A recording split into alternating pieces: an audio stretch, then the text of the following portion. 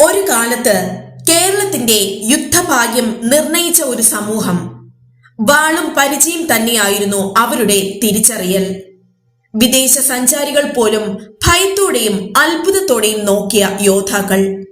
പക്ഷേ ഒരു ചോദ്യം, ഒരു കാലത്ത് കേരളം ഭരിച്ചവർ പിന്നെ എങ്ങനെ ചരിത്രത്തിന്റെ നിഴലായി?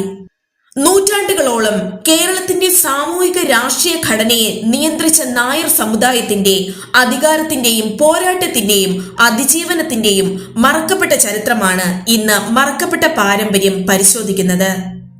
1500കളിൽ കേരളത്തിലെത്തിയ പോർച്ചുഗീസ് ഉദ്യോഗസ്ഥൻ നായന്മാരെ കുറിച്ച് എഴുതിയത് അവരുടെ ആത്മവിശ്വാസത്തെയും കുലീനതയെയും കുറിച്ചായിരുന്നു. അന്ന് നായന്മാർ സമൂഹത്തിൽ അത്രമേൽ ശ്രേഷ്ഠത പുലർത്തിയിരുന്നു. താഴ്ന്ന ജാതിക്കാർ വഴിമാറിക്കൊടുക്കണം എന്ന കർശനമായ ആചാരങ്ങൾ സാമൂഹിക യാഥാർത്ഥ്യമായിരുന്നു.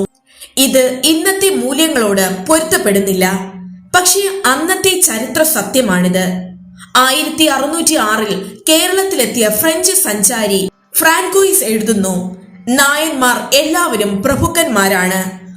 ആയുധവിദ്യയല്ലാതെ മറ്റൊരു തൊഴിലും അവർ ചെയ്യില്ല. ഇറ്റാലിയൻ സഞ്ചാരി അവരെ വിശേഷിപ്പിച്ചത് വാളും പരിചയം ഇല്ലാതെ പുറത്തിറങ്ങാത്ത ശൗര്യമേറിയ യോദ്ധാക്കൾ എന്നായിരുന്നു. അന്ന് ഒരു യൂറോപ്യൻ സഞ്ചാരിയെ പോലും ഭയപ്പെടുത്തുന്ന തരത്തിലായിരുന്നു നായർ യുദ്ധശാസ്ത്രം. കേരളത്തിലെ നാടുവാഴുത്ത വ്യവസ്ഥ നിലനിന്നത് നായർ പടയാളികളുടെ ശക്തിയിലാണ്. രാജാവിനും നമ്പൂതിരിമാർക്കും ഇടയിലെ ശക്തമായ കണ്ണിയായിരുന്നു നായന്മാർ. ക്ഷേത്രഭൂമികളുടെയും നമ്പൂതിരി ഇല്ലങ്ങളുടെയും ഭൂസ്വത്തുക്കളുടെ മേൽനോട്ടം നായന്മാർക്കായിരുന്നു. ഇത് അവർക്ക് വലിയ സാമ്പത്തിക സാമൂഹിക സ്വാധീനം നൽകി.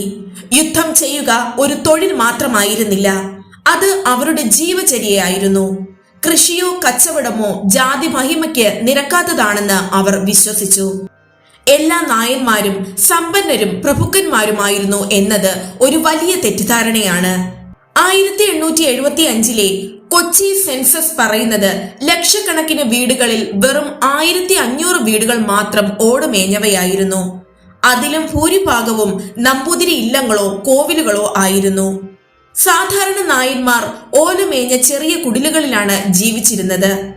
യുദ്ധമില്ലാത്ത കാലത്ത് ഒരിക്കൽ വാളെടുത്ത കൈകൾ ഭക്ഷണത്തിനായി കാത്തു നിൽക്കുകയായിരുന്നു. തിരുവിതാംകൂർ സൈന്യത്തിലെ നായർ പടയാളികൾക്ക് ലഭിച്ച ശമ്പളം 45 റാത്തൽ അരിയും 60 പൈസയും മാത്രം. നായർ എന്നത് ഒരൊറ്റ വിഭാഗമായിരുന്നില്ല. അതിനുള്ളിൽ തന്നെ കർശനമായ ശ്രേണികളും വിവേചനങ്ങളും നിലനിന്നിരുന്നു. ഏറ്റവും ഉയർന്ന വിഭാഗമായി കണക്കാക്കപ്പെട്ടിരുന്നത് കിരിയത്ത് നായർ എന്നതായിരുന്നു.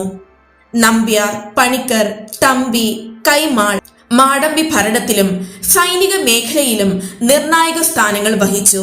വിസ്മയിപ്പിക്കുന്ന സത്യം ഇതാണ്, നായന്മാർക്കിടയിൽ തന്നെ പരസ്പരം തൊടാൻ പാടില്ലാത്ത വിവേചനങ്ങൾ നിലനിന്നിരുന്നു.